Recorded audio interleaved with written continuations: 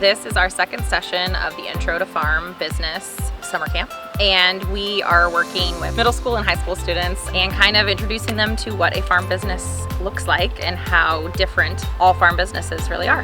Here at CREST, we have so many different things happening on our property with our orchard and our huge blueberry field and lots of different berries growing, and then also a big garden in our back field area. So we've been harvesting different things from the property and then preparing things for a farm stand. So students have been figuring out how to harvest things, for example, like a fig, and then how you would present that fig to a person, maybe in a special container, things like that. And then how would you price that fig? And then how do you explain a fig to a person so that they understand how delicious that fruit is and actually market it to them? A lot of our focus right now is all about flowers because they are a wonderful thing that you can harvest year-round but also interact with year-round.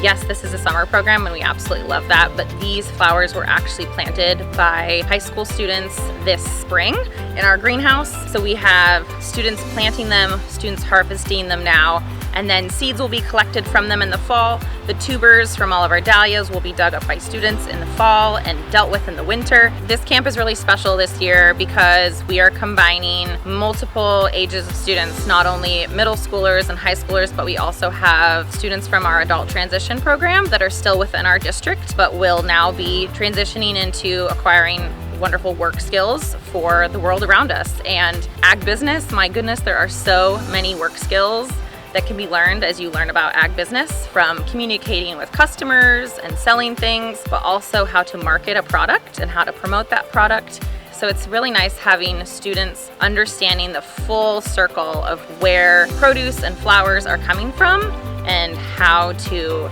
present those to the public.